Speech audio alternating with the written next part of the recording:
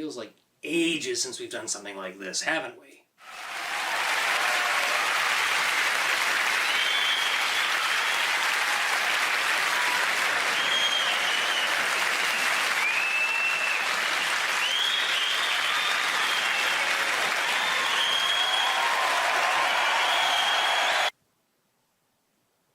Anyway, it is here it begins. The point when these 1990 holiday movie seasons finally become mainstream. Kind of. The year 1994 was an eventful one, from The Lion King to Forrest Gump, the tragic passing of John Candy, and the surprise success of Jim Carrey, the invention of DreamWorks to Viacom taking over Paramount Pictures. And that's just scraping the surface. A lot of what was released in 1984 was said to have set the norm for future films, and many retrospective critics believe that this was in fact the best year, or one of the better years in Hollywood's terms. Though this crop of 1994 holiday movies were no exception. And did they end things on a high note? Well, that's what we're here to find out, but unto newcomers, we gotta go over the ground rules. First, we're looking at movies that were released theatrically to theaters and not what was playing on pay-per-view, HBO, or exclusively to a video rental store near you. Second, I'm only going by domestic releases just to play it fair and not to overload my watching backlog. And finally, I'm only looking at movies that released between November and December. This was the time when a lot of studios sent out their best to get some Academy Award recognition, so it makes sense to examine these 2 months. Though, in hindsight, it is kind of a shame when people cover things like Tim Burton's Ed Wood, Quiz Show, Wes Craven's New Nightmare, Kevin Smith's Clerks, Pulp Fiction, Stargate, and most importantly... Hello, best friend, I'm talking through a camera right now. So, you're actually doing it? The 1994 Holiday Movie Review Special? And is it 1994? I think the set speaks for itself on that answer. Perfect. So after all this time, I get to see you cover Squanto, A Warrior's Tale. I mean, I've been waiting years for you to finally talk about this one, and I don't know why there's no Blu-ray release of this movie, so I had to deal with this DVD I found off an eBay listing for $6,000. I mean, sure, I had to sell off my parents for it, and the price is steep, but this is Squanto we're talking about here. A remarkable adventure, says the Orange County Register. At this point, I think there should be a 4K release. And now you can finally cover it for your holiday movie reviews of 1994. Squanto was released in October. Even if 4 days shy of November, it doesn't count, so I can't really cover it.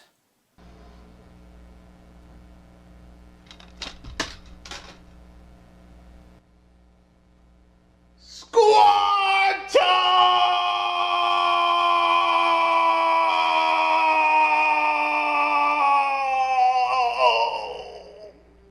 I mean, this is the season where we also got Drop Zone, Star Trek Generations, and Dumb and Dumber, so it's not a total loss when you think about it.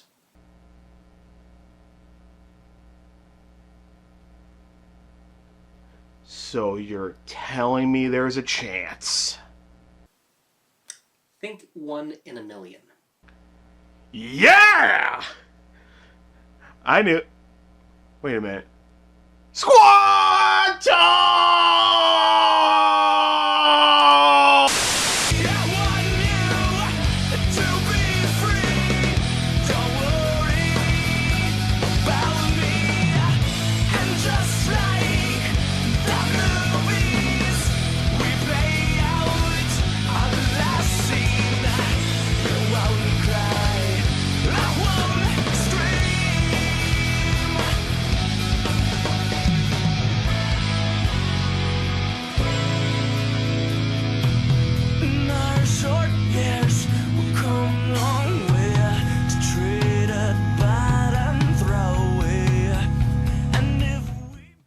As per usual, we gotta start off our holiday movie seasons with something good, but yet for 1994, our first movie needs to strike like, Strike like...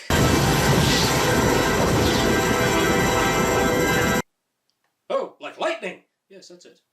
It's been 4 years since we had a Frankenstein movie, and it's about time we got one.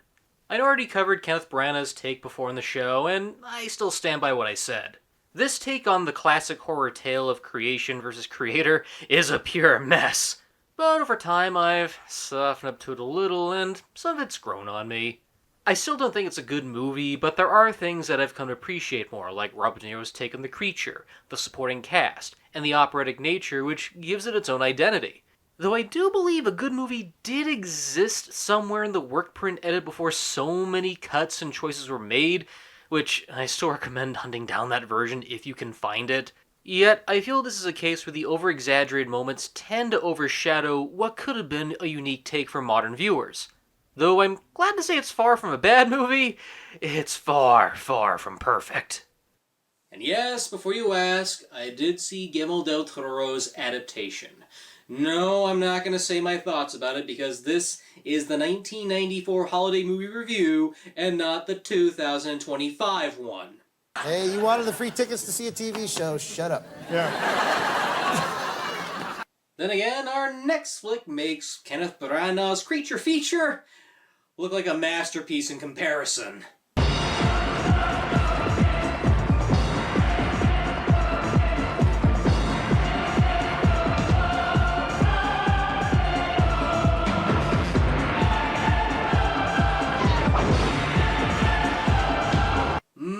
You know you're in for a turkey when they use a remixed version of O Fortuna for the trailer and make a groin kick look way too epic than it should. Double Dragon is by and large not a good movie. As an adaptation of the video game, it fails. Though I do give credit for this one being creative. This is an era where a lot of adaptations didn't follow the source material and took a lot of creative liberties. Coming from one who didn't play the video game, there's some stuff I thought that was fine, like the concept of a split medallion giving powers. But then again, you have choices like making future Los Angeles a post-apocalyptic and 1980s style punk environment provide a confused and unfocused identity. While it is a bad movie, I still enjoyed it. I expected a goofball of a flick going in and appreciated what I saw. Compared to another video game adaptation we'll look at later, at least here there were no clashing egos, and you can tell everyone is trying to make the best of it and have a good time. The entertainment value is high, but boy, it can get dumb from the high concept predictions of 2007 to the entourage of rogue characters they selected. Let's have some fun. You said it. We don't really have to wear these, do we? Ha ha ha ha ha! Your costume is ridiculous! Like I said, I expected a dumb flick, and I got one. While obviously it didn't do well with critics and the box office, Double Dragon has gained a favorable reputation for being one of those so bad it's good flicks. Well, I got the Blu-ray in my collection, so what do you think that says? I don't recommend seeing it alone, but I do recommend seeing Double Dragon with friends. But if you want something more prestigious, definitely check out Orlina. Don't let the trailer fool you. The marketing plays it up like a pure thriller, but it's more than that. I especially laughed at the tagline, "Whatever side you take, you're wrong," like it's Alien vs. Predator. Based on the 1992 stage play of the same name, it centers on a series of meetings between a college professor and a student. At first the conversation appears fine, but as things move on, the tone takes a different turn. Without giving too much away, each meeting that takes place starts to make you think differently upon the previous encounter. At first, a friendly talk might give vital hints and clues that one or the other was in the wrong. It's all played up to be morally ambiguous at the very end, with the audience being left to answer if the professor was harassing the student, or was the student trying to have her way. Considering how the social climate has been, I do wonder if this is a play you could do today. Part of me fears changes would have to take place, but it's still a very thrilling insight on who has the true power between a teacher and a student, as well as where does the fine line on harassment exist. But enough small talk, time to rot our brains again! What would you say is the exact distance between the two of us right now?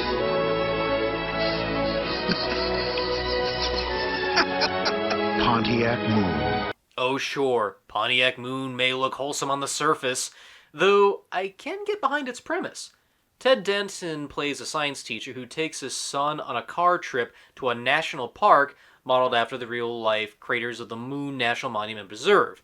He theorizes that the arrival will be timed precisely when the Apollo 11 crew arrives to the moon, and also does some life-inspiring thing for his son to be more adventurous. In the middle of it all is his wife, played by Mary Steenburgen, who was agoraphobic after a car accident and reluctantly chases after them. Sure, it looks nice and all, but what the trailers don't spoil are the crazier stuff. There's moments where Danson's character runs into all sorts of strange characters, and it feels like they could get their own movie, like a group at a diner that's rude to them, and a girl at a bar Danson nearly cheats on. And the ending is so wild that it almost channels the Blues Brothers climax for no apparent reason, other than a misunderstanding combined with not paying an engine fix. Spoiler alert, the movie ends with the entire family fleeing to Canada. I am not making this up. I certainly didn't expect things to start off with this opening. When a man ejaculates, he unleashes an excess of 200 million sperm. So the very act of being conceived is a battle for survival against astronomical odds. But more importantly, why are you here? Why were you born? Why do you exist? Is it to spend your lives endlessly shuffling papers? Professor, what does this have to do with geometry? Sure, Pontiac Moon was nuts, but our next movie nearly derailed this special. The war. I hope you know them the kids that just beat me up. I know who they are, son. Well, then why did you just give them Mom and Lydia's cotton candy? Because it looked like they hadn't been given nothing in a long time. Give The Sandlot some credit. It was about two things: baseball and dogs. This movie is about tree forts and bloody nom! From the director of Fried Green Tomatoes, The War is another movie that may seem innocent on the surface level, but as it continues, you start to see what kind of movie it's really trying to be. Set in the 1970s, it deals with a kid whose father has post-traumatic stress disorder after serving in Vietnam. So the kid spends his time with friends, building a treehouse, collecting most of the parts from a local junkyard, which causes a schism between them and the children in the scrap heap. I was with it for the most part, and I felt Elijah Wood's performance was keeping my interest just enough. He certainly came a long way after his bit part in Back to the Future Part 2. But midway, things took a bit of a turn, and I started to piece together what exactly this movie was. It was trying to depict the Vietnam War through the eyes of a child, but not in a unique or thought-provoking way. It's painfully obvious, even up to the ending where both sides go against each other to the point they use smoke bombs while implicating images of the war in question. Full disclosure, this movie, along with another one I'll talk about very soon, really broke me to the point I almost considered not doing this or any other future holiday movie reviews. I felt really betrayed by the fact that I was so manipulated by a bunch of good performances centered around a family drama interfused with post-war trauma. I was that disgusted and didn't really think there was any positivity in continuing.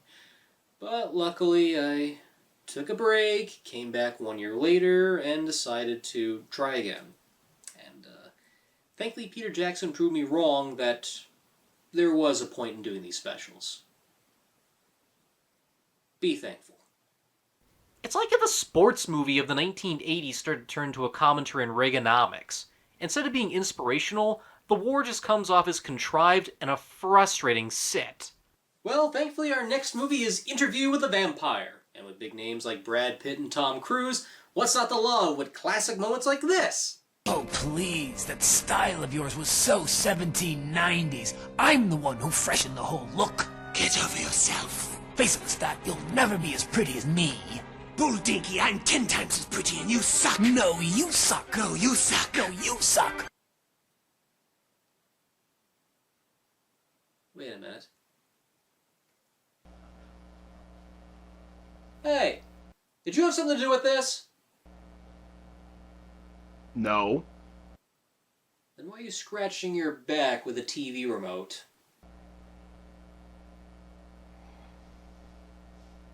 What remote?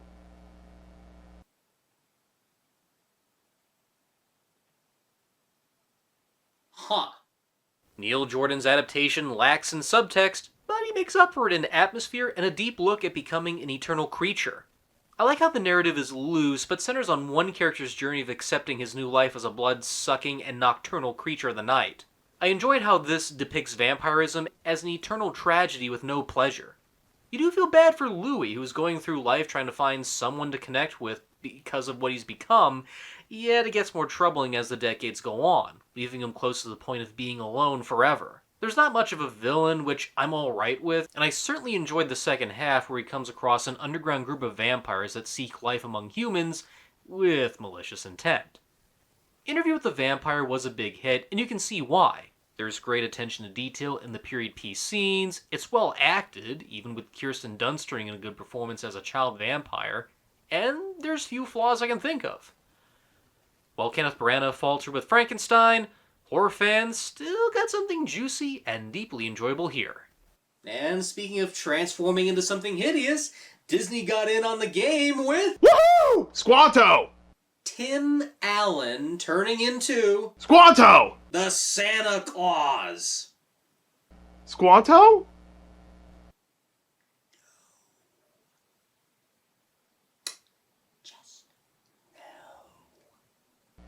Squanto. Anyway, the Santa Claus was a test to see if Home Improvement funny man and stand-up comic Tim Allen could hold his own for a feature film. Something should happen to me. Put on my suit. The reindeer will know what to do. He is Santa. You killed him. Did not. Well, it certainly worked 9 years later for Will Ferrell, but at least this one wasn't hyped up on so much sugar. It's the tale of what happens when an everyman accidentally kills the jolly man and takes the guy's place. How come your clothes are so baggy? Do you want this doll or not? Go back to sleep.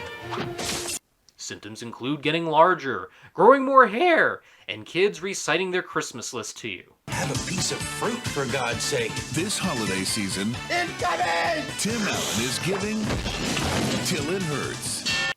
I do like how the trailers hide off showing pieces of the North Pole and keep it a surprise, save for one or two moments. It's a true comedy through and through, with surprisingly good jokes for adults that still get a laugh out of me. You're a 1,200-year-old elf? Look pretty good for your age. Thanks, but I'm seeing someone in wrapping.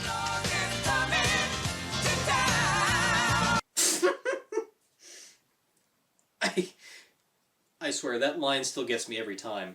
I don't know if it's the delivery or the fact that an older man nearly hit on a 1,200-year-old childlike being.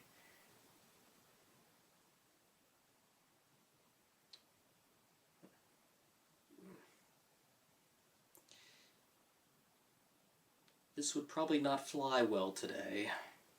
The surprise success of the Santa Claus would eventually make it into a holiday staple, while dawning 2 sequels, as well as a series on Disney+. I kinda like how it was the first to depict a Santa that was not a goody-goody, but carries some moral value. I watched this one a lot as a kid, and enjoyed it. But as an adult, it's fine. I do admit the Santa Claus is amusing, carries a good heart, and imaginative to say the least. But I feel the sequels kinda ruined that fun and edge a little bit on what made the first one so unique. Once in a while, I will put it on if nothing else is on, but I don't see this as something I'd watch every Christmas. Oddly enough, it wasn't the only Santa movie out in theaters for Thanksgiving of 1994. He thinks you're Santa Claus.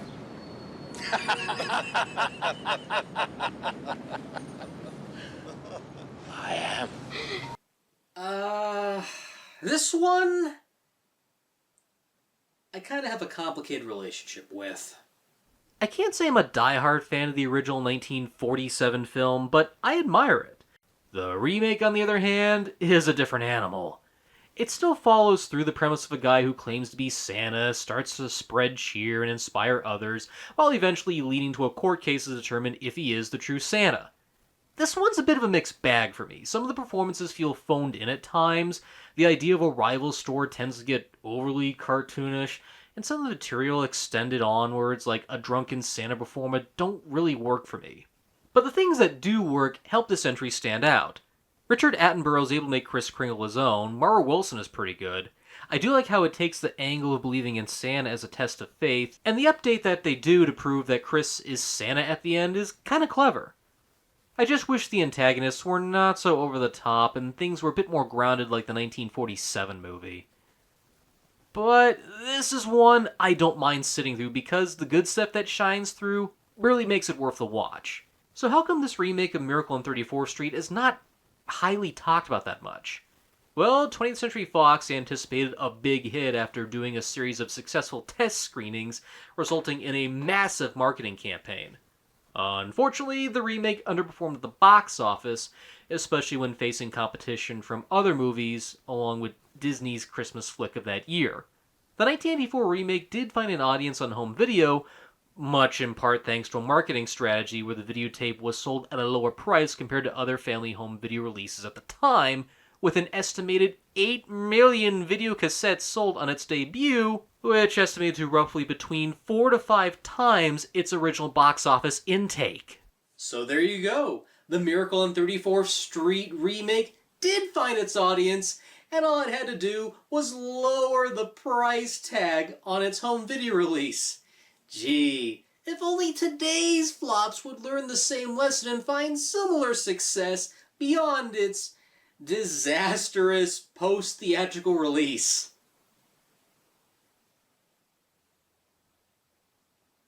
P.S. Insert your own choice of flick here to avoid dating this video. And joke. But let's take a break from the holly jolly and get back to the prestigious stuff. Peter Jackson brings us Heavenly Creatures, which examines the infamous Park and Helm murder case. It analyzes the relationship between the two teenagers as we question if their relationship was a friendship misinterpreted or something altogether deeper. Again, it's all played up ambiguously, and we see the concern of the parents who fear their time together might be problematic. I like how we dig into their minds and imagination depicted by special effects sequences where you can see Jackson's style that would be molded into the Lord of the Rings movies. This one doesn't paint these characters too sympathetically, it provides just enough information for you to draw your own conclusions. And unlike some of the previous movies we covered here, it earns those moments of strange and darkness because we are invited into a dark world that anticipates such things like demented fantasies, or Orson Welles as a knight made out of clay. It's bold, daring, and certainly worth your time. And you can thank this movie for getting the 1994 Holiday Movie Review special back on track. As mentioned, the war broke me and I was close to giving up on this whole thing, but I decided to just shelve it, take a break, and come back to it when I felt I was ready.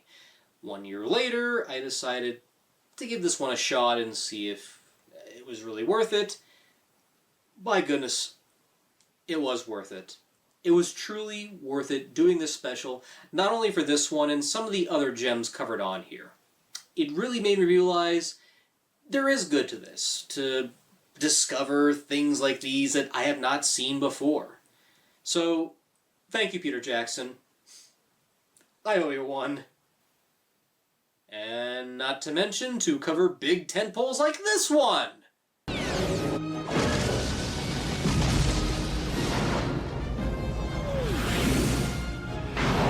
Star Trek Generations.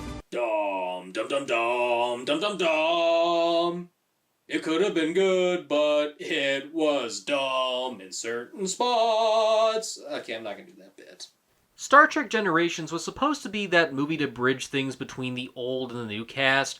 However, the script was rewritten to meet studio requirements, and you can tell. It was meant to be a meet between the original and Next Generation cast, but things didn't work out with the original story idea, along with Leonard Nimoy and DeForest Kelley declined to reprise their roles as Spock and McCoy.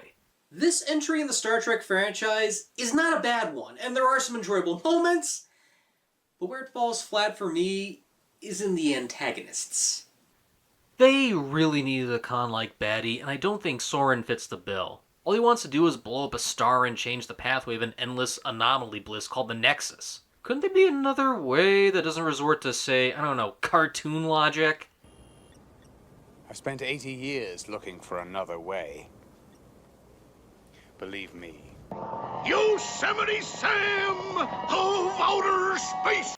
There's also a lot of subplots that kind of go nowhere, like Data using an emotion chip to be more human, and Geordi getting kidnapped by the Doris sisters. It's an uneven sequel, but the action sequences do make up for it. There are some powerhouse moments that keep this one from being forgettable and make this entry worth your time. But even I admit, the next-gen crew deserve much better than this. Now, with Thanksgiving upon us, here's where we would get an animated Disney movie. And, fun fact, we almost did in the form of a Goofy movie. Story goes, is due to an animation glitch and Jeffrey Katzenberg getting fired, a Goofy movie was pushed back from its original Thanksgiving release and would see a theatrical run in the spring of 1995. If you want to know my opinion, here's the quickie version. I like it, don't love it.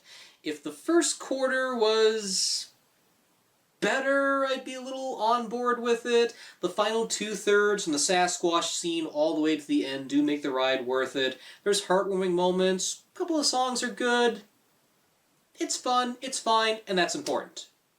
With that said, it probably explains why we got this instead. The roar returns. One final time. The Lion King. You're gonna have to do a little more than just that to convince me to see that on the big screen again. And get the first look at scenes from the biggest movie event of 1995, Disney's new animated musical, Pocahontas.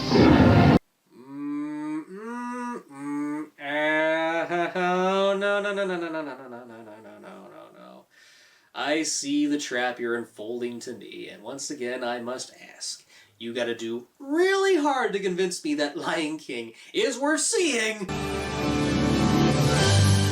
The Swan Princess, a magical musical animated adventure.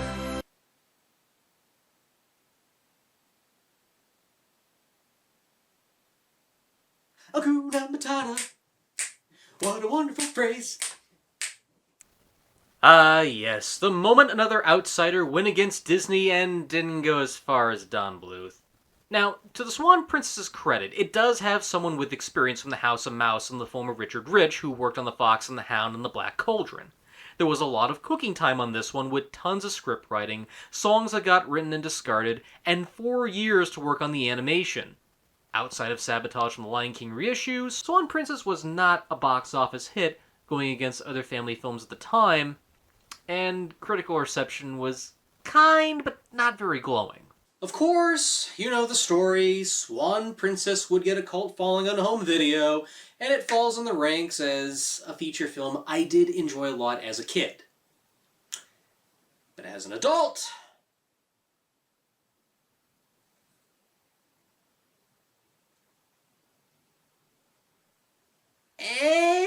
but I'm glad I saw it. It's far from terrible, and there are some good ideas, but it falls flat when it struggles between sticking close to the original ballet or doing something different. Granted, when it does go down a different path, like, say, the Prince Derek and Princess Odette meeting at a younger age, or Odette trying to get Derek's attention in swan form, but when it attempts to retell the Swan Lake story, something about it feels beat for beat. Like, we need to keep this story beat where the fake Odette goes to the ball, but there's nothing clever done about it. And the ending where Derek has to fight the villain turned into a giant monster concept feels sort of tagged on. Not to mention, the leads don't have much chemistry, so it kind of feels weird to see them meet up after so much happens, with Odette calling out Derek's love on a bluff, and then suddenly they immediately love each other when Odette is kidnapped by the sorcerer. I say things in Disney's Beauty and the Beast works better because they took key plot devices and expanded upon them, like the rose being a ticking clock device. Here, it tries too hard to stick with fairy tale logic when it could have been easier to do its own or expand upon key elements than just replicate them beat for beat. Now with that said, there are things I do like, such as some of the side characters and the song by J-pop band Dreams Come True. It's certainly one of the better of the attempts to be Disney, but it's too flawed to call it a masterpiece. And speaking of movies I was timid to watch for this special, I would love, protect, and nurture that miracle with everything I've got in me. Stop it! No, I don't stop it. I want my baby! Junior. Is this your first? Yes. This year, Labor Day is November 23rd. But I've nothing to wear. Okay, full disclosure. I did see bits and pieces of Junior, but never in full. So I was rather unsure if the experience was going to be god-awful or passable. It was neither underrated, nor was it painful. Just... Not just There's a difference. Junior explores the idea of what if men could have babies, but it doesn't go any further with it. It feels somewhat gimmicky given it is Arnold Schwarzenegger doing the birth and Danny DeVito on the side because, hey, they did great as twins, so why not? It's a clear case where the script was meant to have its premise as the driving force, and the casting of Arnold Schwarzenegger is presented as an afterthought. Especially after when you find out later that we almost got Mel Gibson, Woody Harrelson, and Andrew Dice Clay in the pregnancy role. So it's a part that's interchangeable and you wouldn't even miss much. The only thing that's memorable about this movie is seeing the Terminator go through the stages of pregnancy, but it distracts from the idea. As a drama, it doesn't work. As a comedy, there are some funny gags like DeVito finding out his ex-wife got pregnant by a member of Aerosmith, but that's as far as it goes. I did expect worse, but I'm thankful to say it was just okay, and you can see why it was not the Thanksgiving hit many anticipated at the time. In hindsight, if Junior was to go far, it would need to have two basic things. That's gonna be just like the movies, Juan. Just like the movies. Thank God we brought the Polaroid.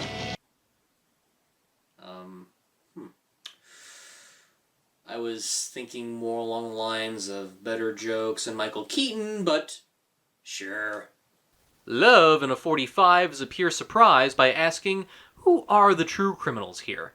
Gil Bellows and Renee Zellweger play a couple who perform some small-time robberies who decide to flee to Mexico in order to avoid local authorities, loan sharks, and his deranged ex-partner.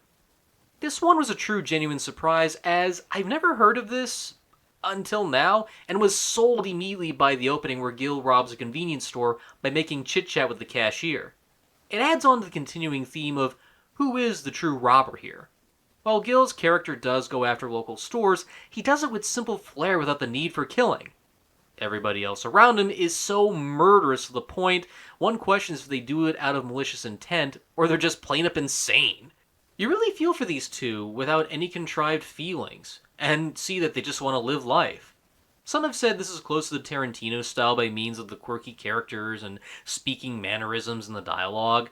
And yeah, the director has confirmed he didn't take any inspiration from Tarantino, but even Tarantino himself said this movie was one of the better imitations he's seen, so I guess that says a lot. Opposite to Love in a 45, you also had a movie that was a low-down, dirty shame. Ivory Wayans. If you sing James Brown songs, dogs will not attack. A low-down, dirty shame. All the dogs on the left, throw your head from side to side. All the dogs on the right, go. Fun fact. This was the other movie that broke me. Though, not as bad as The War, but it still broke me. Keenan Ivory Wayans directs, writes, and stars as a former LAPD detective who's a wisecracking investigator who takes on a drug lord that stole millions. Where this movie shines is in the action scenes, and some of the one-liners are decent. Comes to stopping criminals. Good news is you're only 5 miles from East LA. The bad news is it's that way. In regards to everything else, I'm sorry. I know there's an audience for this film, but everything else didn't work for me. No offense to Keenan, but I feel he's way too old to play this role.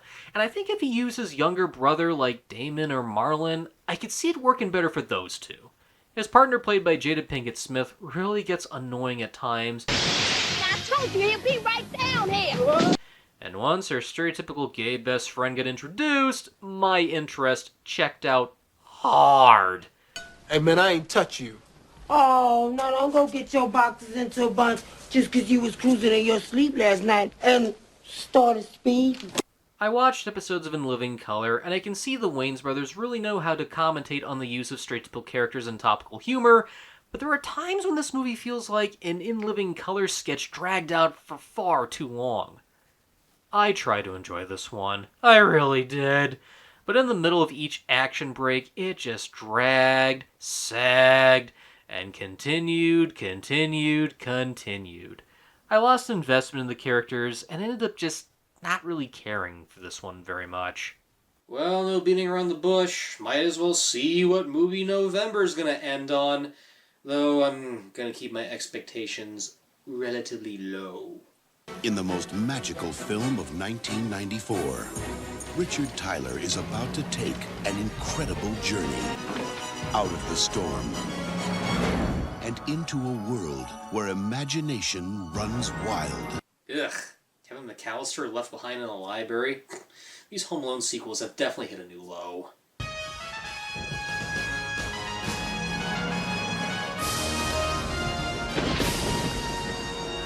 Ooh, I could be wrong. Maybe it's that last Starfighter sequel we keep hearing about. They're playing one of the score pieces. This is only the beginning.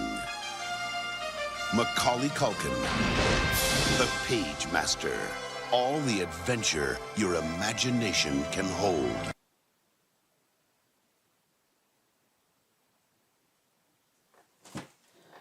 On second thought, I think I'll rent the Flintstones movie from Blockbuster, thank you very much. It's got a rebate. $3.50?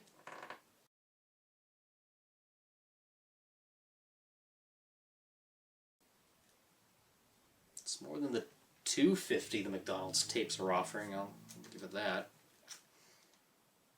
I already covered the Pagemaster before in my show, and my opinion still stands. There is a good idea of a movie here, but I theorize a lot of behind-the-scenes turmoil botched up what could have been a good product. In fact, the behind-the-scenes aspect are far more unique when you learn of the legal battle and story credit that almost cost the movie its release after so much publicity and buzz. I like the idea of someone inspiring others to do good, like reading, but something about the execution feels half-hearted here. I don't know if something was lost in the change of narrative, but you can get an idea of what was lost by reading the book adaptations. A movie that's trying to teach you the aspects of reading when there's book adaptations that are far more unique than the film itself. Irony.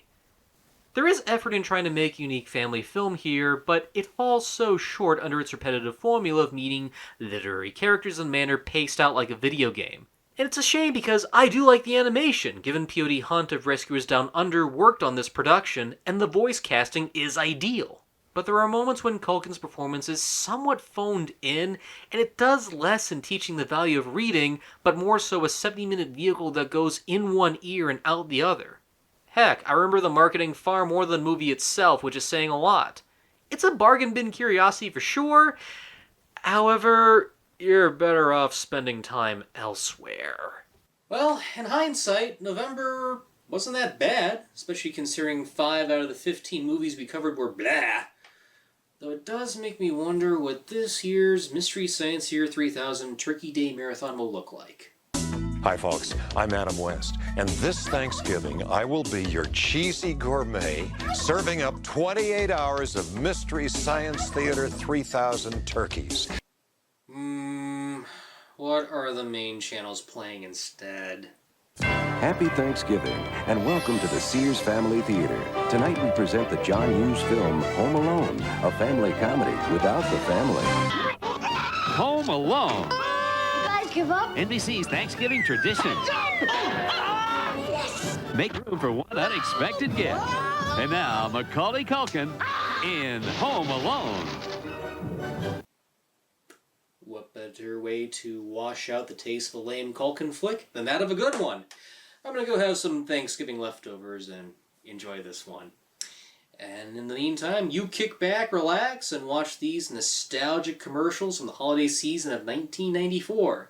Because when we endure December, we're going to see a movie that should be a Christmas tradition The Dawn of the Dumb Comedies, another bad video game adaptation, and most importantly... Squanto? Gus, let it go. I can't! I know. You do? Yes. Bye!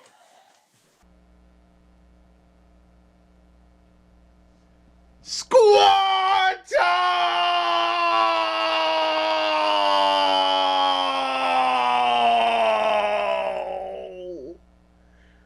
A warrior's tale?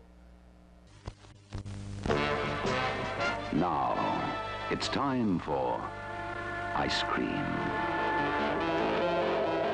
Or maybe some nuts. A cool glass of orange. Why not try a hot dog? Or a sparkling, ice-cool Pepsi. From the sales girls and in the foyer. Now. In a distant corner of our galaxy, an invincible alliance has been formed. Engage! Let's go! Jack in the Box and the new Paramount motion picture Star Trek Generations team up to give you a free Star Trek Generations movie collector's cup when you galaxy-size any Supreme Value combo. For just 39 cents more, beam up to bigger fries, a larger drink. Collect all 4 limited edition cups. It's a stellar deal for just 39 cents more, only at Jack in the Box. 7-Up wants to make you a believer. You can get $10 in free groceries and 7-Up for your family with Uncola Miracle Money. It's true. Just see the new Miracle on 34th Street movie, then stop by a 7-Up display for details on how Miracle Money can help make your season jolly. Prancer, I'm Prancer!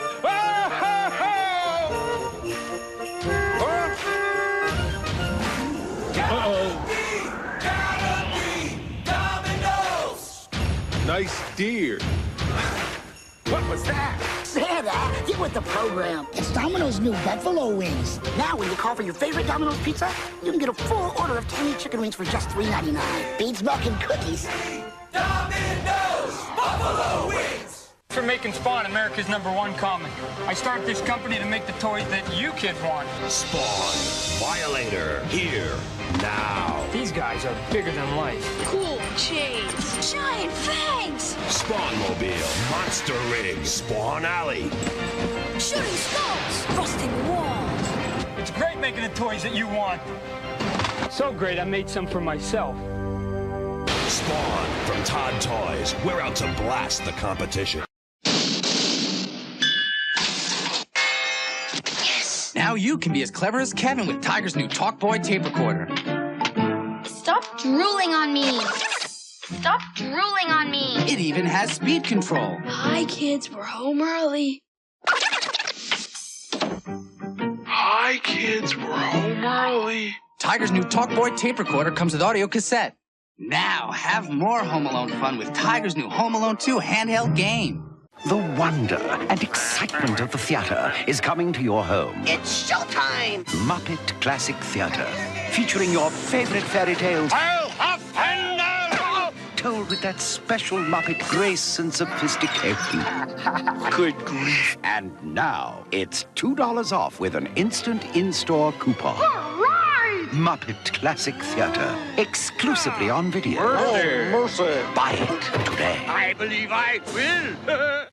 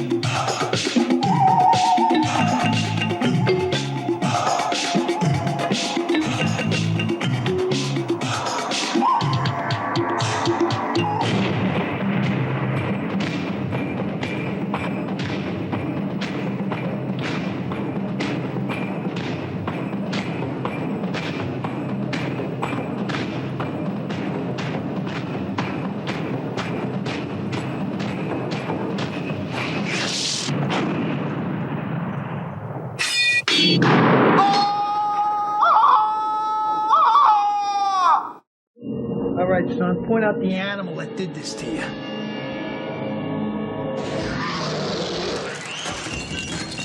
The beast is back, now with 100 levels of pain. Donkey Kong, new for Game Boy. It's time for the McDonald's Holiday Film Fest, featuring great movies like Field of Dreams, If You Build It, Back to the Future, This Is It, The Land Before Time, and Five-O Goes West, each just $5.99 with the purchase of any large sandwich or extra value meal. And each video includes a mail-in rebate offer for Jurassic Park, available at video outlets nationwide. So enjoy this special time of goodwill toward men and cats. It's rough being a grandpa during gift-giving season. I got 8 grandkids. Last I counted. But this year I'm going to Burger King for these wonderful Disney glasses from Coca-Cola. There's that cute kid, Pinocchio, Snow White, magical Disney classics. The glasses are just 89 cents at Burger King with any Whopper value meal. So the kids get their favorite Disney glasses, and I eat every Whopper. It is better to give than to receive.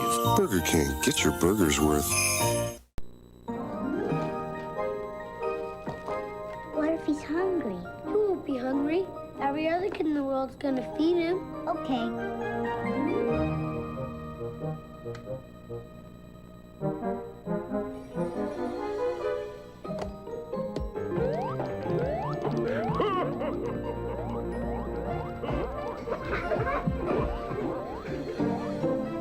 May your season be magical.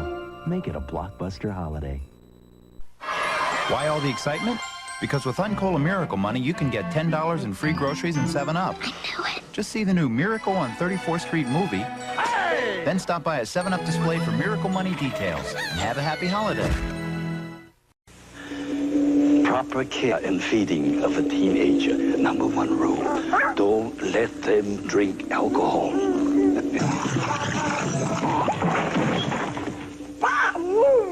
Rule number 2, never let them get into a car with a driver who has been drinking.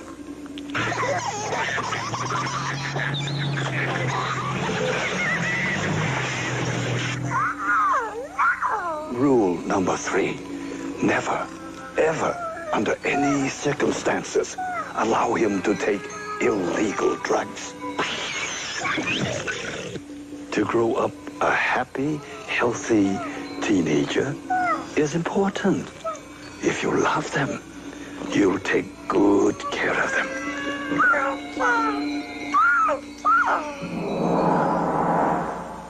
If you drink, don't drive. A reminder from WVOE Channel 8. Welcome back, everybody. Well, December is upon us, and it's time to break out the goods. The biopics, the epics, the Academy Award vehicles. But you know what we haven't seen? A good comedy. Feeling that you're not telling me something. Yeah, what this feeling you're getting is paranoia. Come on, let's just go. Trapped in Paradise. This one happens not to be the one. Trapped in Paradise involves 3 ex-con brothers set to perform a robbery on Christmas Eve, but things get complicated when they crash the car and have no choice but to hide out in the town they just robbed. Nice concept, but lousy execution. You would think the casting of Nicolas Cage, John Lovitz, and Dana Carvey would work, but they need a good writer to give them funny material to make this work. The robbery scene itself is just a bore when one of the brothers discovers they need a key to get into the safe, but the key holder is having lunch in a restaurant across the street.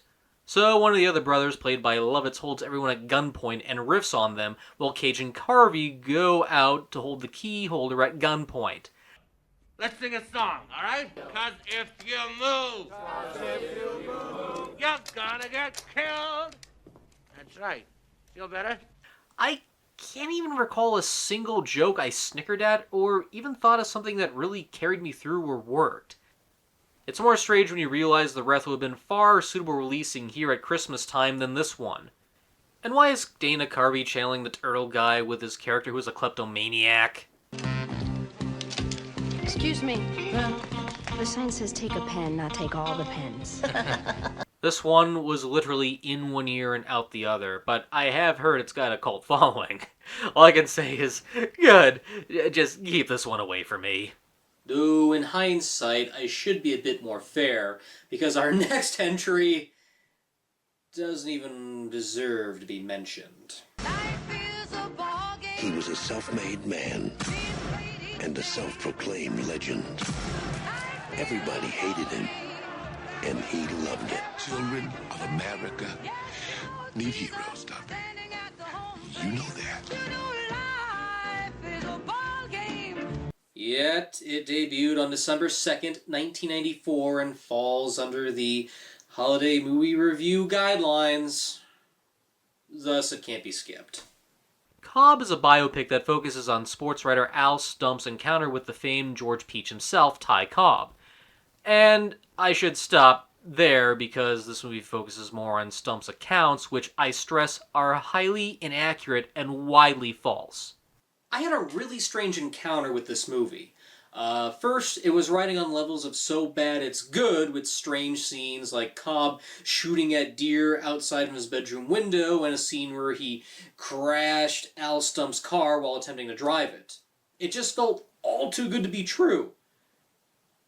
So much to the point, I had to question its honesty. It was so over the top and nuts that I just had to see if it was true. One internet research later, and wow.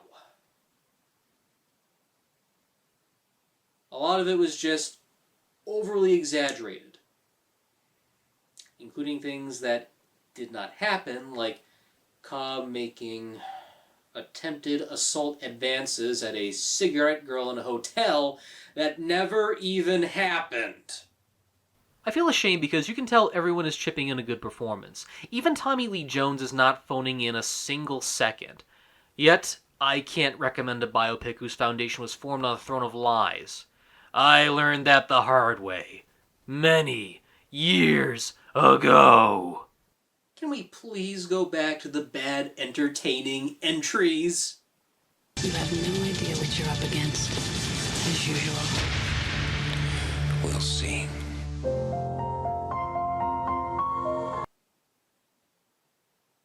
I think this clip from Spaceballs sums up my reaction. What the hell was that? Disclosure is an adaptation of Michael Crichton's novel about a CEO played by Michael Douglas who gets hit with a harassment suit when she fails to seduce him.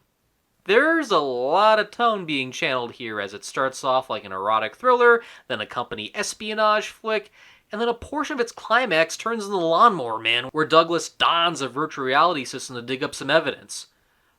Unlike Orleania, the harassment stuff feels kind of one-sided, with little sympathy for both Douglas and Demi Moore's characters. And it's not played up ambiguously, so I have no one to root for. With the constant twists and turns, I was practically lost midway to the point I kept filling the blanks and losing interest.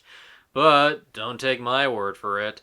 Despite the mixed reception, Disclosure was a box office hit and even went on to become one of the biggest video rentals of 1995. So I guess there is something of an audience, but with the constant tone shifts, I wish I could pinpoint who this movie is for and why. Can we please go back to the dumb fun that I enjoy? Wesley Snipes. Well, the schedule's gonna change. Drop Zone. I'll take it. I don't love or hate Drop Zone, but it's a nice time killer. Wesley Snipes is back for the holidays as a U.S. Marshal that teams up with a group of skydivers to stop a drug smuggling group led by Gary Busey, and that's all you need to know. With a premise like that, it's stupid as it sounds, but the entertainment factor is there. The scenes of the group in the air are well done, and I'm certain they weren't easy to pull off. There are some good set pieces like when Busey and team break out of the airplane, and some stunts near the end are pretty cool. There's not enough meat for me to get angry about or even be overly glowing for. It's a straightforward crowd-pleaser action flick, and that's really all I can say. For our next movie, there's a funny story that goes with it. When overlooking the list of 1994 holiday movies, I came across the poster for Immortal Beloved and thought, oh, another vampire movie. That could be interesting. It's got Gary Oldman, so it has to be a vampire movie. No, a vampire movie it is not. my dumb brain just didn't bother to read up on the plot in advance. It's more or less about Beethoven. And I don't mean the dog.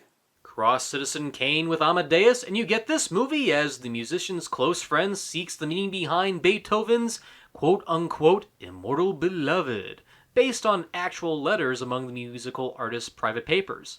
This one is not half bad. For a period piece movie, it's well shot, and the performances are good.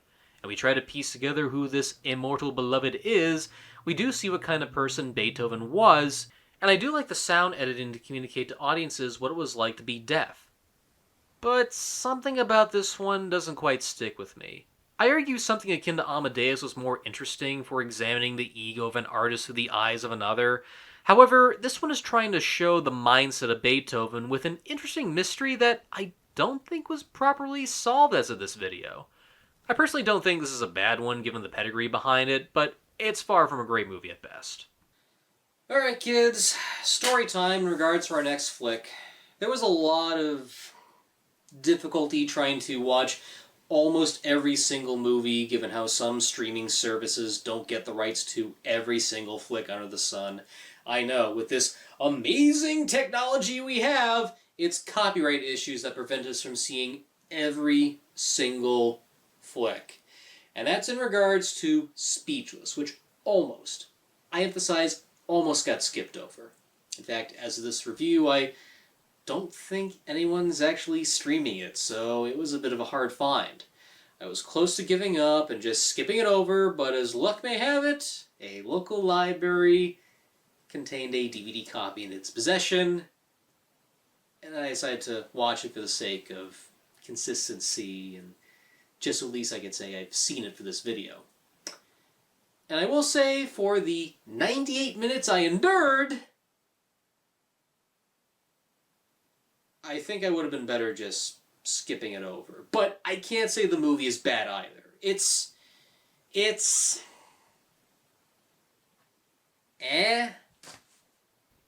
a rom-com with Michael Keaton and Gina Davis as two speechwriters for opposing political candidates for a New Mexico Senate election. Even if they are typing out speeches for different campaigns, guess what? They find a connection and try to romance each other. This is not a bad idea, and it weirdly mirrors a similar real-life event where political consultants James Varville and Mary Madeline did romance each other, while Carville was the advisor to Bill Clinton, and Madeline was the speechwriter for President George H.W. Bush. Knowing that is more interesting than the movie itself. The chemistry between Keaton and Davis was the only thing that held Speechless together for me. The rest of it just feels sitcom-y in tone to the point there are no stakes or risks. Oh, hi. How you doing? Wish I didn't need it. Yeah, tell me about it. My grandmother's upstairs and she just came through some surgery. What kind? Extensive. She had some liposuction work done.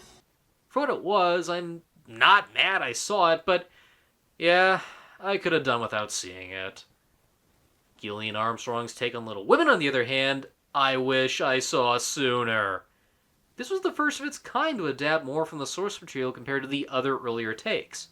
And what's more, it's the first adaptation of Louisa May Alcott's novel that was directed by a woman, and it stays much truer to her novel. It's got a solid cast, from Winona Ryder to Christian Bale. It smartly focuses on the progressive feminism at the time, and other elements lacking from past adaptations are included here, like coming of age. The attention to detail here in the scenery is so beautiful to the point I want to take any image from the winter scenes and hang it on my wall, or at least see it in a museum. My only gripe is a good majority of the movie was filmed in Canada while parts of Massachusetts were used, considering I wonder how 1994 Concord would have looked for this tale. But that's okay. We still got the 2019 adaptation where all of it was filmed in Massachusetts! The novel Little Women follows the ranks of A Christmas Carol or Alice in Wonderland as one of those books that seem to get adapted for a new generation, and I will admit, between the 2019 and 1994 adaptation, both carry their own strengths and few weaknesses. And if it wasn't for the 2019 version, I'd say this one is certainly the best and makes for a good Christmas alternative. And speaking of Christmas movies, Can Santa please send me one that doesn't suck? I mean, the Santa Claus is fine, but it wouldn't hurt to have a little variety. From the director of Sleepless in Seattle. Catherine was very distressed, so naturally I had to comfort her. Mixed Nuts. What did I do, Santa? What did I do? Behold, an American remake of the French comedy Le Père Noël est un adieu, but here named Mixed Nuts. It's an unfunny comedy about a group of people who run a hotline to help folks from offing themselves, but one situation leads to one complicated another with a string of desperation woven in.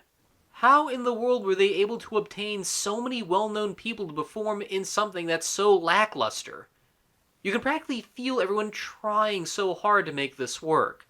There's even an extended gag where Madeline Kahn is trapped in an elevator and cries for help, which goes on way, way too long. I'm stuck in the elevator, get me please! Come to get me on Christmas Eve! Mr. Munchnick, sit me at nothing! Hey, come to get me you...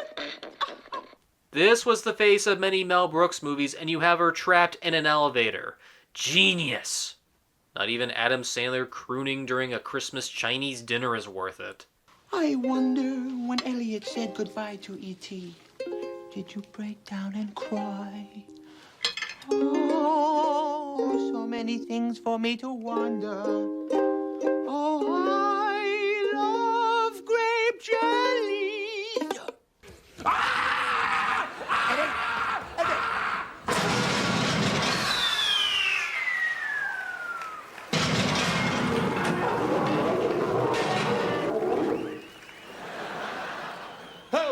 Just effing marvelous, isn't it? And by the time Cotton from Scream showed up as a cross-dresser with depression, I knew there was no return when you sink so low to depict a character that cliché and not interesting. Though I gotta admit, there's two funny jokes, but only two! One of them involves a cameo by Stephen Wright. Try clicking the little button. I'm having a problem hearing you. Look, I'm at the end of my rope, and I want to die. Click it. I mean, come on, it's Stephen Wright's kind of humor. Of course it's gonna be funny. It's Stephen frickin' Wright. We were disconnected. If a person's really upset, they always call back.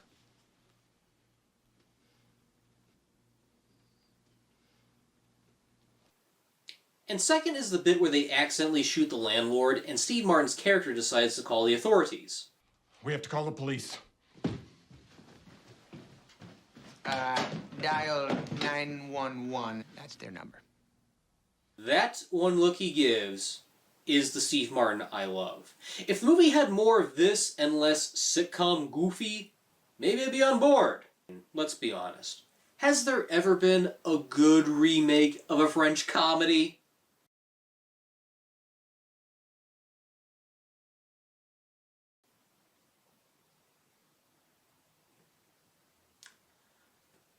Well played, Internet. Well played. But let's be honest, what's happening to this season's crops of comedies? They're not as good as they should be. If there was just one word to sum them all up, it would have to be... Dumb. A person lacking mental power. No, that's not quite the word I was thinking of, but somehow it feels like all these comedies were made by one single... Idiot. An adult mentally inferior to a child of 3. That sounds a little too harsh. Though, is it just me, or all these comedies being released this Thanksgiving and Christmas season seem a bit too... Stupid. A person below normal intelligence. In that case, there's only one way to get a good, clever, smart comedy. And that's for it to become... Dumb and Dumber.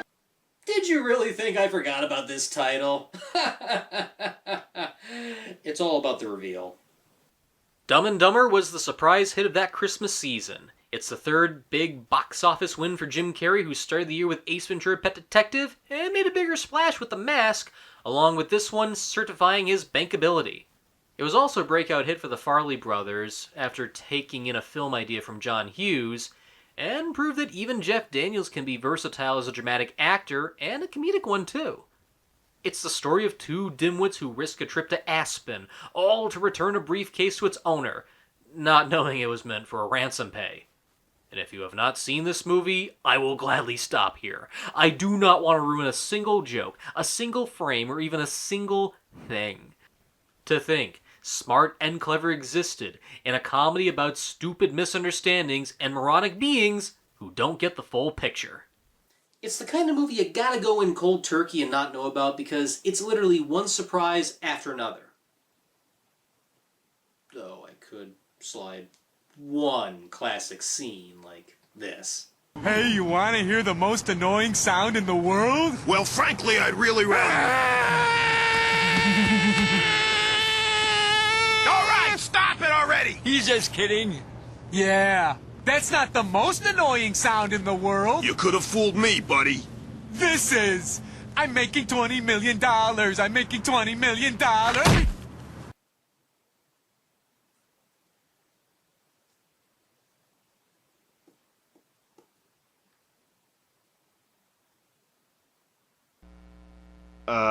Okay, I did switch out the interview for vampire clip, but this time I swear, it wasn't me. Western epics, you say? Yes, we got him, and our next movie is one. Based on the 1970 novella, Legends of the Fall is a period piece that spans 50 years as we follow the story of three brothers that experienced World War I, the Prohibition era, and a three-way triangle. Epic is the word here as we get beautiful landscapes of the wilderness and solid performances from Brad Pitt, Aidan Quinn, Julia Ormond, Henry Thomas, and Anthony Hopkins. Ah! I knew someday I'd cover a movie with Anthony Hopkins on these holiday movie review specials. Oh, and don't get too attached to Henry Thomas from E.T. Word of the wise.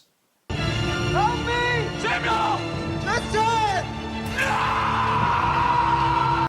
To give a minor spoiler in terms of what happens to his character,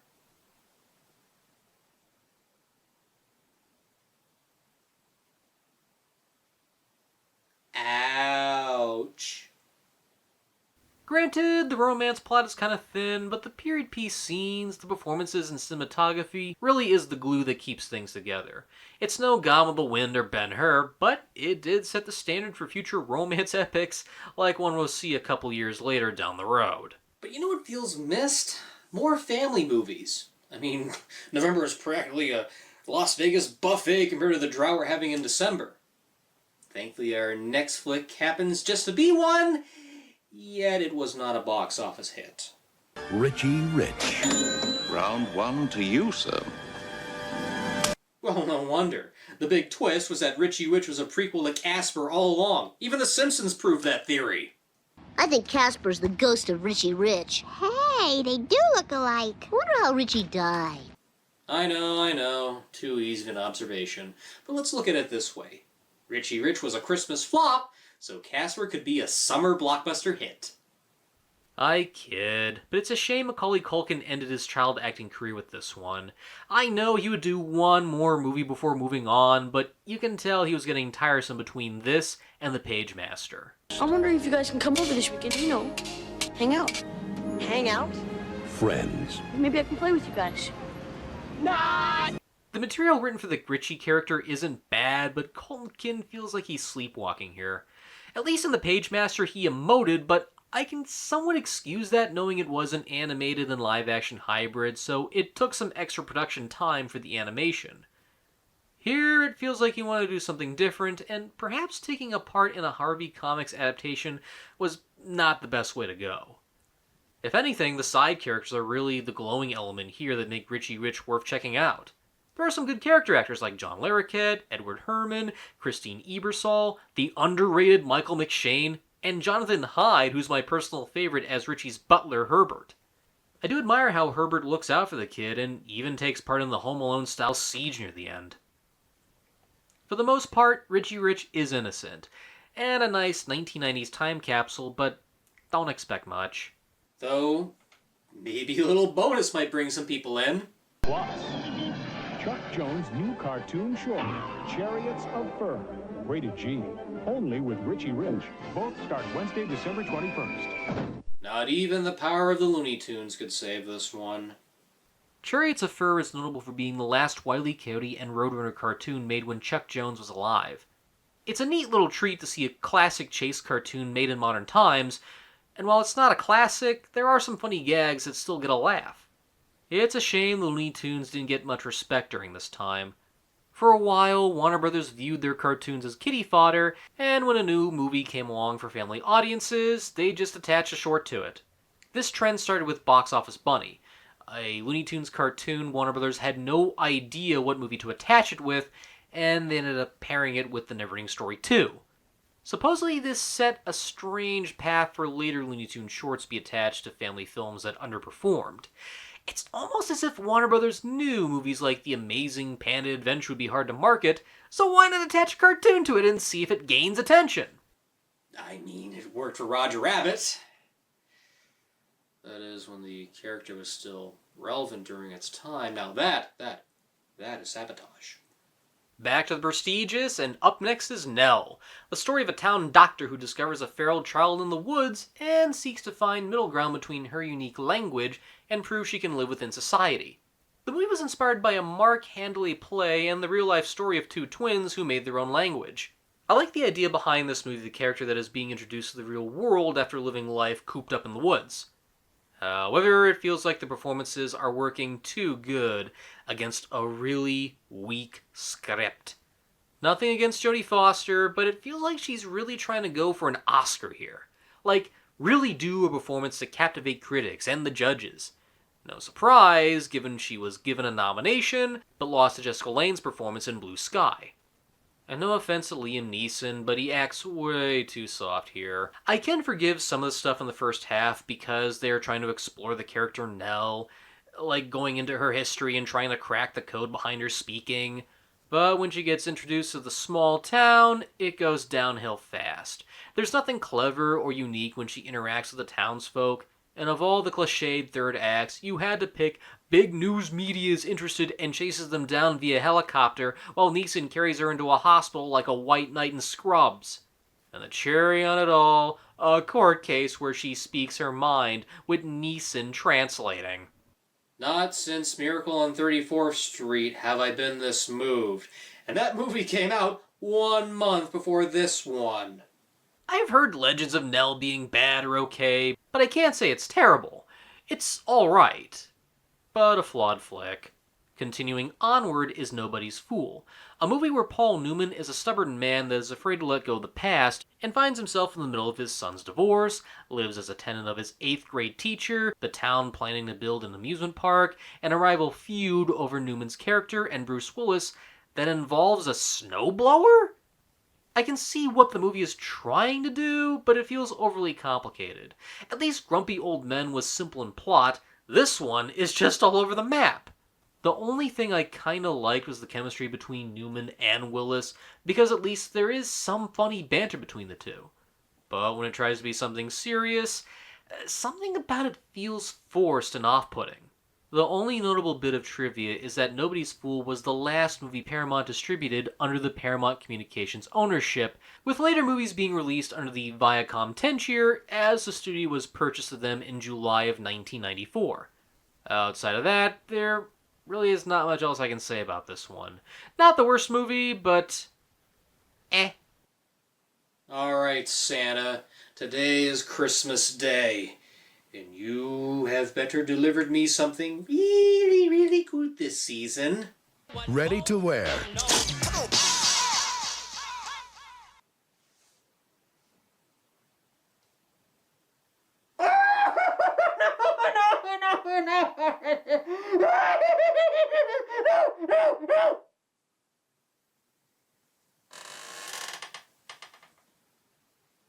It's better than coal in the stocking, I guess. From the director of Popeye, Robert Altman brings forth a look at the Paris Fashion Week, and that's all I got. Yeah, I kind of fell asleep at times during this one. It probably doesn't help that when Pluto TV showed this movie, and oddly enough, it was the only streaming app showing this film, which clearly shows what happens when certain streaming services get the rights to certain things. There were times when it wasn't providing subtitles for the scenes that were being spoken in French only, and that kind of made things a little confusing for the plot, because I don't know if the film was intended to have subtitles on for some of the French-speaking scenes or not, and I really had no idea what to make of this. Unless the movie was intended that way, I still had a hard time getting into it. I think there's also a murder mystery that involves someone choking on a sandwich, but that is not enough to get my interest. Not even a climactic nude catwalk can save this thing. It's the literal definition of in one ear and out the other. Alright, you big pixie in the sky, let's try this again. Give me something good, Santa. Really give me something good!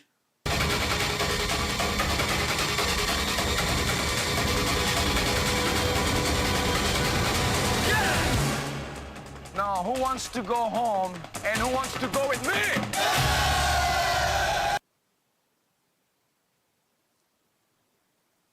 A video game? I accept. It's kind of funny to see not one, but 2 video game adaptations out this holiday season, and both are really bad. Double Dragon I can give a slight pass because you can tell everyone is trying to make the best of things. Street Fighter is the total opposite. You had Capcom making a lot of obligations and asserting control over production, leading writer Steve Dazur to craft the script overnight to meet their mandated Christmas 1994 release.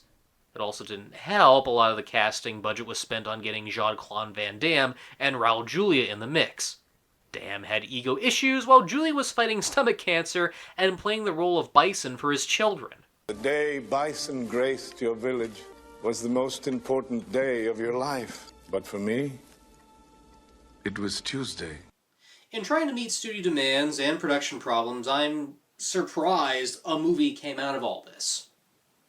Albeit an entertaining one. Yeah, but not in a good way. Among the flash and color sets, the story is kind of all over the map, with the only piece of interest is General Bison's plan to conquer and make his own government. At least I think that's what the intention he's given, considering he's supposed to be a drug lord turned into a war general. Though some of the side characters are kind of fun, even providing a comedic moment once in a while. If you know this, then why do you serve him? Because he paid me a freaking fortune, you moron. You got paid? But lord, this movie is overstuffed. The only thing that makes this worth seeing is maybe the action scenes, but it's definitely Raul Julia's performance that makes this one worth seeking alone. He goes out swinging and chews every bit of the scenery until there's nothing but crumbs left. No. He vacuum cleans the crumbs and shoots them out of his anus. Come here prepared to fight a madman, and instead you found a god? Keep your own god. In fact, this might be a good time to pray to him. He's certainly the only one having a good time and acts his chops off. Despite negative reception, Street Fighter was a commercial hit at the box office, eventually leading to be a bigger hit once released to home video. This is another one that's part of the camp of so bad it's good. But please, give me Super Mario Bros. And Mortal Kombat any day. Something tells me 1994 is getting dumber and dumber.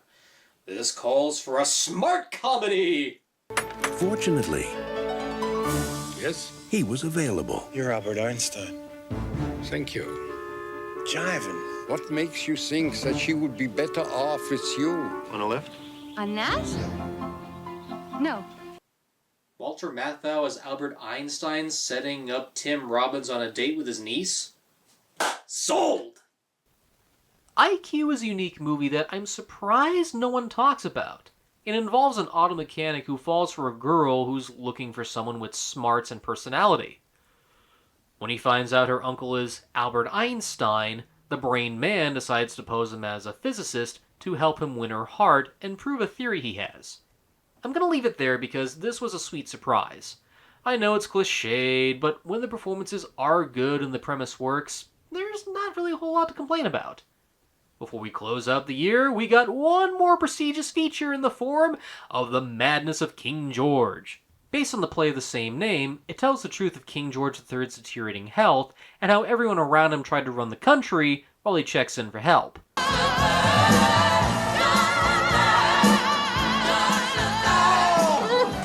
Oh dear! I'm not supposed to go mad until 1800!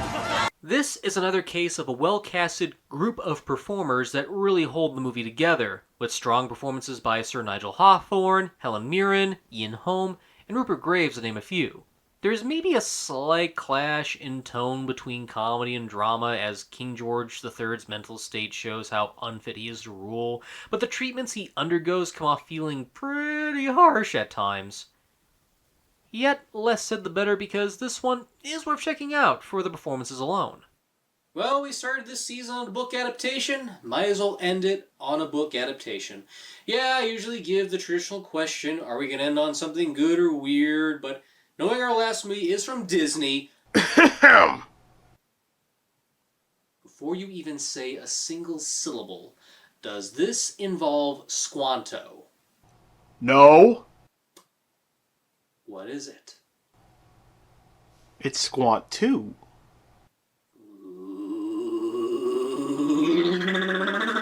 What is the deal? I already said that movie doesn't count. It was released before November.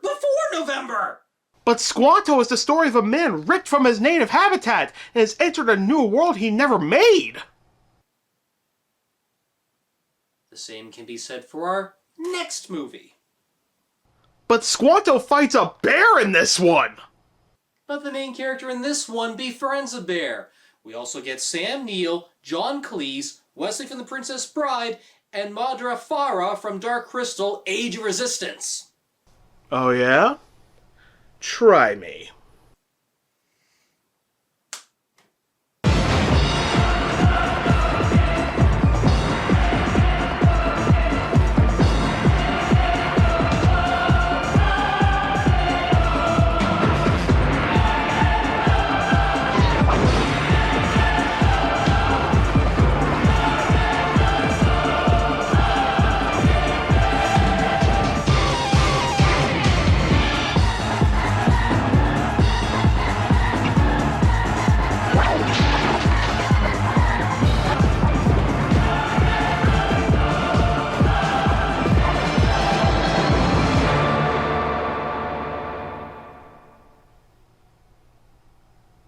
Hey, he put you in the cuck chair, not me.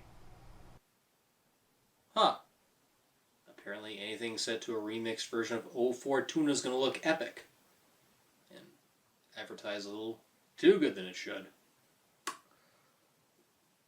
So. I mean, it's no Squanto, but I'll take it.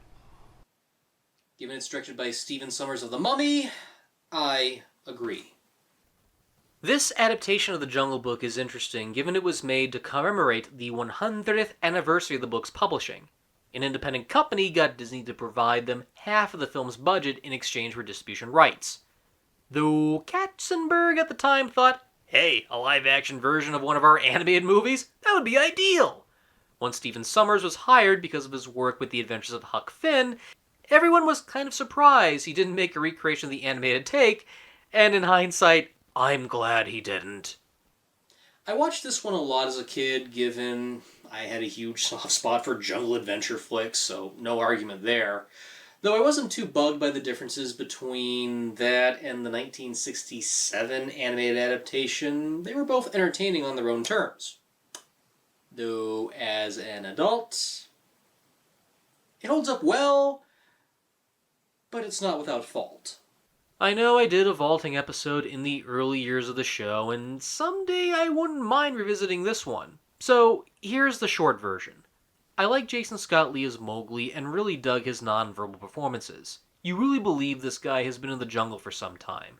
The animal acting is good, even for a time when they actually had wolves and panthers used on set. The cast is stacked, the on-location shooting and sound stages of a lost city look good. and the death scenes are so brutal that it kind of makes one wonder how it got a PG rating and didn't get released by Touchstone Pictures. With that said, there are problems, but they don't take away from the enjoyment factor. For something called Rudyard Kipling's Jungle Book, it sure takes more liberties from the 1940 adaptation, which has a similar storyline. It gets too heavy on the British colonialism that was going on at the time, but hey, at least it didn't end with Mowgli donning a suit and top hat saying he's going to live in England. Even the animal characters are seen as more of an afterthought, and yeah, it does make you wish they were more utilized. The blue screen effects get a little hit and miss, but I still have fun with this one knowing it was meant to be a popcorn flick with plenty of thrills. Honestly, I haven't seen much of Disney as a kid, nor have I seen the original Jungle Book. The closest to that was the 2016 live-action version, the one with Christopher Walken doing his classic, "Oh, Ooby-Doo." And I vaguely remember seeing this one, I want to say like in middle school or high school. I remember seeing a little portion of it. I'm not sure which it was because my memory is very, very fuzzy on that. So this was my first time seeing it all the way through, and this was enjoyable. This was like an enjoyable, like little popcorn flick. Plus, once you add John Cleese into the cast, the British levels are like off the charts with this one. So yeah, that's why I thought of it. It's a pretty fun movie. Hopefully that battle's put to rest. That was 1994, and come to think of it, of all the 33 movies I had to watch, I can only pick 9 for my top 10 best of, and I really need something to fill that missing slot, so...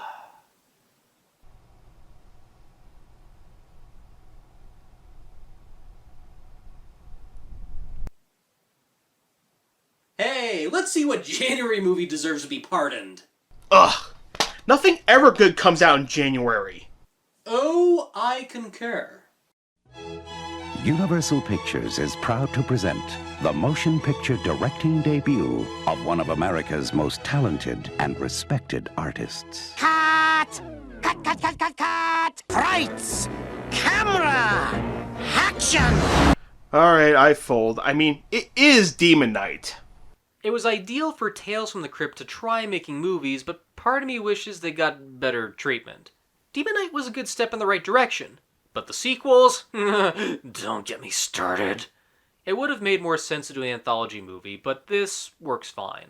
All you just need is a group of characters in a boarding house, Billy Zane as the villain with an army of demons, William Sadler as an undead knight trying to prevent the end of the world with an artifact, and Jada Pinkett Smith actually working really well here. I chalk up her performance in Low and Dirty Shame as a directorial issue, but here she plays an interesting character and you do get on her side when she takes on the final girl trope. The special effects are deliciously gooey and not too gory to the point it gets disturbing. Overall, it's underrated as hell to the point I wish I got to cover it last year. Maybe in the future I'd be down for giving this one a true vaulting episode, but for now, you rest at number 10 on my must-see movies of the 1994 holiday movie season.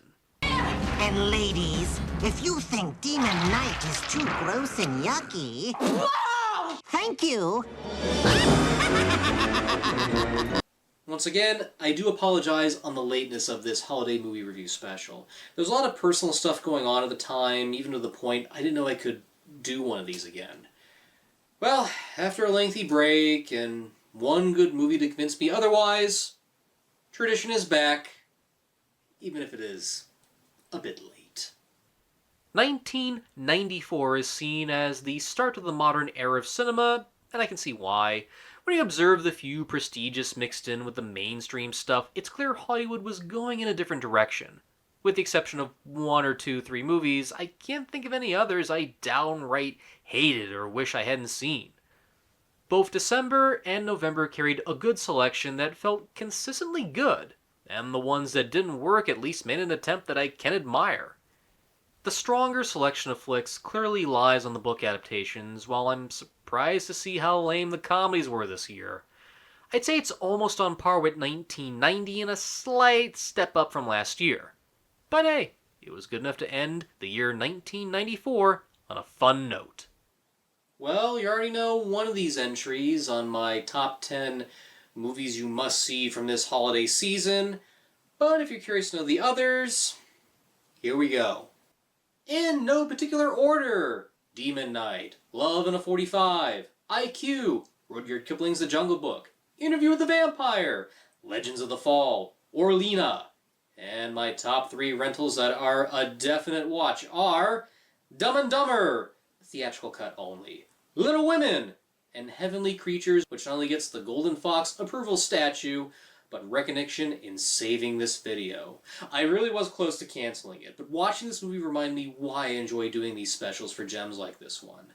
Speaking of which, it was no contest to pick who was the worst of the season. It had to go to The War. I remember it being so bad that I couldn't even bring myself to watch another movie for the 1994 list. Oh yeah, it broke me that hard. Hopefully the holiday season of 1995 won't be as hectic. But if we were to look ahead, we would get a Holly Hunter Thanksgiving, Rob Reiner's comeback, our first James Bond movie, Wesley Snipes teaming up with Woody from Cheers, Olsen Twins, Pixar's debut flick, Martin Scorsese's most violent flick yet, Michael Mann's action masterpiece, Oliver Stone back again to expose Nixon's, make up your own joke here, Mathau vs. Lemon Round 2, Die Hard in a Hockey Ring, Depp and Walken in an action thriller, Terry Gilliam's 12 Days of Time Travel, Jane Austen, 2 jungle adventure movies for the price of 1, Mel Brooks's underrated gem, Balto, and Mother Lovin' Cutthroat Island? I love this! I love it! These set of movies look so stacked that I just can't wait another year to cover it. I must do it now. Yes. Ooh, I must start research and production now. I don't care if this thing debuts either early or late spring. The 1995 holiday movie review is on. Ooh, can I come? I promise I won't say anything about Squanto. Can you handle 40 movies in one sitting?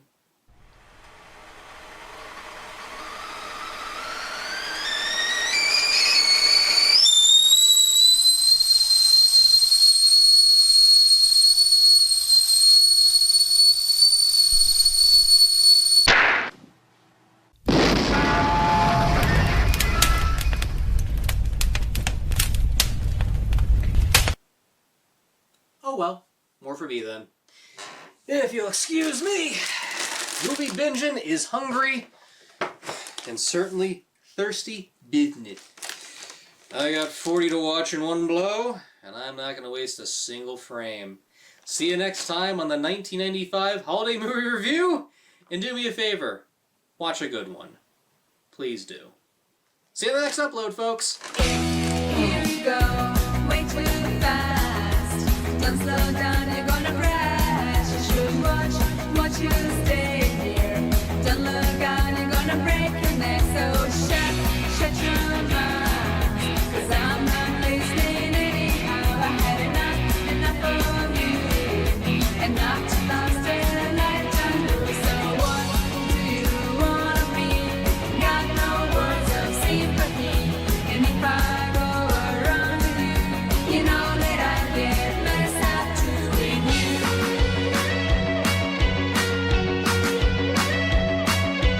Na na na na na na na na. Na na na na na na na. Here we go, way too fast. Don't slow down, you're gonna crash. You don't know what's been going down. You've been running all over town, so shut your mouth, 'cause I'm not listening anyhow. I had enough of you.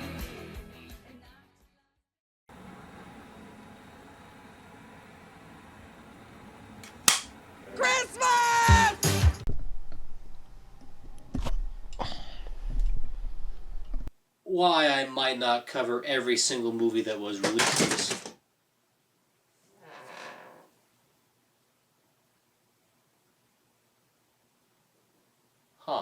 Why am I promoting a movie I've never even seen?